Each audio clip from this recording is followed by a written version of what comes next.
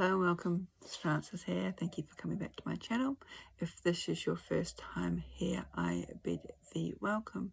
There's a subscribe button and a bell below if you're interested in subscribing and being notified when I upload new content, because I do that on a rather ad hoc basis. In this video, I thought I might just expand on the image of my book, Encountering the Dark Goddess. You can see the woman there with a empty side of her face with an eye socket, and also half of her face which is flesh. And this is in response sort of to a review that I've received for the book. I do enjoy reviews, even if I don't necessarily agree with them, but it always gives me, if it's done correctly and politely with a critique, gives me an opportunity to maybe explain where I'm coming from, because every book is written from a particular vantage point or angle, and this whole subject on dark goddesses or shadow work is a very broad subject with various interpretations. So I won't say I'm justifying my existence, but sort of giving a little bit of a deeper level as to where I'm coming from, so you can ascertain whether this book is something that you're interested in or not. So the comment that was made was the person who did the review found the image of this woman on the cover rather, I won't say confronting, but it sort of put her off at first. And she made a comment, or they made a comment, saying, yeah, it might be putting off further readers because it wasn't all that welcoming. So I thought in this video I might just talk a little bit about this image or what she actually represents, because it wasn't the original image that I wanted for the book, but it was one that the cover designer came up with, and one that I'm very happy with, because this image in particular reminds me of the Norse Goddess Hel, who's actually included in my book, as well as a picture that Sora Basculus did.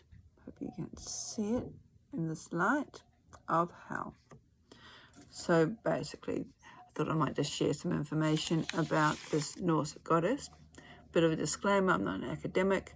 I am really bad when it comes to speaking Norse. It's not my forte, and nor is Norse myth. But I just had a pulling drawing to put this goddess in the book. And since I was writing about her for the inclusion of the book, which is about 3 or 4 years ago, her popularity has begun to increase a lot more. Not because of my book, but it's just the way things are. Almost like you're hooking into a collective consciousness, especially when it comes to these dark goddesses, and also the rise or the interest in Norse mythology as well. So let's talk about Hel, and her name is spelled with one L, H-E-L. I have got some notes in front of me, so hopefully I'll be able to make a little bit more sense. So she's a Norse goddess who presides over the underworld, and the underworld in some texts is also called Hel, which sort of likens her a little bit to the Greek god Hades, whose name also means underworld and whose realm is also called Hades. She receives the dead that didn't go to Valhalla. Valhalla is the realm where all those who have fallen in battle, in particular warriors who died a good death, went to. And Valhalla actually means Hall of the Slain.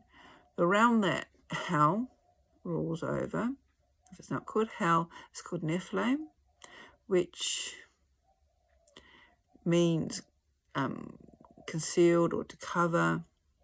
And there's also Helheim as well. The Norse have or had a habit of multi-layering underworlds, overworlds, and our middle realms as well. And the Greeks also did the same as well. So when we're talking about Hel or Hel's realm, you might find especially on the internet, a lot of it is depicted or described as a gloomy place, but that's not necessarily so. There are different layers to hell depending on what sort of death you had. So we just said all those who fell in battle, especially the warriors, and who were sort of going, well, falling in battle, you'd have to die a good death. And that was a heroic death, that you didn't actually die in battle due to the fact that you were running away or you were trying to, I don't know, shoot somebody or stab somebody in the back. The Norse did have a very strong code of ethics when it came to being a warrior and what a warrior should actually do or conduct himself. So if you died a good death, the good warrior's death, you went to Valhalla with the Valkyries. If you were a Viking warrior and you actually lost your life at sea, because they were known sea travelers, you went to a place called Ran, which was also looked over or ruled over by a goddess of the same name. And then it left the place for those who didn't die in battle, who died of sickness or old age, or who were also not honourable people, who were oath breakers, who were murderers, etc. Where did they go? Well, Odin tasked Hel to look after these people. So this is where you get the different layerings.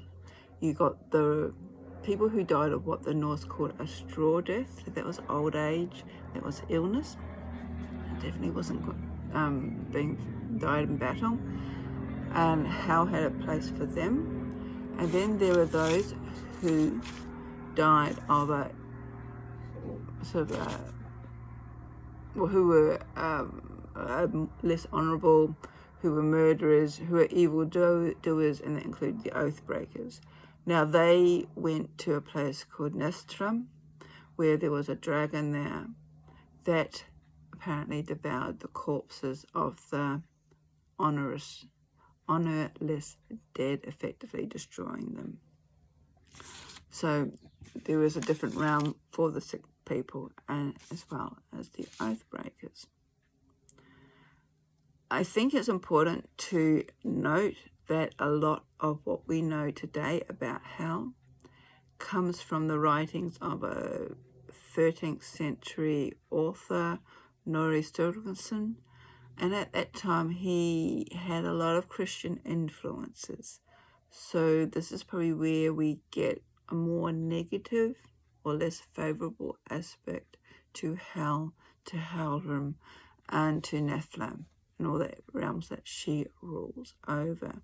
But if we go back to probably her earliest appearance, was around about the 9th century, she appears in a couple of poems, and I do apologise for my mispronunciation of the Norse, but it's Helstringa is one of them in English saga, are the two earliest poems where you can find out the mention of Hel. Now she's the daughter of Loki, the trickster god, and also a giantess who I will try and pronounce her name as Anglabada, probably not correct. And Loki and the giantess had 3 offspring. There was Hel, who was actually the youngest. The oldest was Fenra, who was the wolf, and the wolf grew extremely quickly and had a very ferocious appetite that worried all the other gods. And in between there was Juglamandra, who was the serpent. And the Norse gods, the main gods, sort of didn't like the idea of these 3 offspring, so they cast them to the far reaches of the world, basically, so they can cause the less harm. So Fenra was chained up on a desert island or deserted island, and his chains were made from special steel that the dwarves made with the magical powers. The serpent, Juglamandra, was cast down to the bottom of the world tree, Yggdrasil. A little bit like the Kundalini, you could say, in Eastern philosophies. Maybe not. But there is the serpent coiled at the base of the world tree. And then there was Hel. And Hel was cast down or given this realm deep within the earth, within the underworld, by Odin, where he gave her the authority to rule or reign over the 9 worlds that all surrounded Rogstrom, the world tree. Depending on interpretations, the Norse had these 9 worlds, and Midgard, which is the world that we reside in as humans, is one of the middle realms. So there were 3 upper, 3 middle, and 3 lower. But as I said, depending on sources, that can also change as well. So that's a little bit of a background to Hel. And the reason why her face is half flesh and half corpse is that she does connect in both our physical realm as well as the underworld. And to me, it's that challenging aspect to her. She looks one way and she's this beautiful goddess. She looks the other way and she reminds us of our mortality and where we could end up, especially if we were a Viking warrior. Yes, she is confronting. And the reason why I chose her for the cover of my book is that I thought that it was a perfect sort of like introduction to the realm of the dark goddesses, in that they're not all corpses. There is a beauty in them. There is this challenge aspect, and it also frees us up from our perceptions. And sometimes we need to get over our heavily sanitized or Christianized perception of things, and even our preconceived ideas as to what, say, dark goddesses are about, or in particular, because it's a very broad subject. And Hel in particular, and I've just said it particular twice, sort of has that bridge between our world and the other world. And there is a very strong aspect to her, is for those of us who feel unloved, unconnected, isolated, alone. She gives us hope. She gives a sense of security, a place to rest. So we can even be surrounded by all our friends and family and yet feel very alone. And she offers us that knowledge that there is a place where we can find our, to quote a modern term, which I particularly don't like, tribe, where we can find people that we can connect with and where we can sit for a while. And said there are multiple levels to her realm, and one of them in particular has been described as a rather pleasant place. Might not be beautiful, but it's definitely not horrendous or scary or gloomy. It is very pleasant, and we can take from that whatever we wish. So I hope that gives a little bit more introduction to, or insight into Hel. I have recently come across a really good website that talks a little bit more about Hel, who's also known as Hela in the Old Saxon. A little bit about a background that I will put below, so you might want to check that out. Blessings.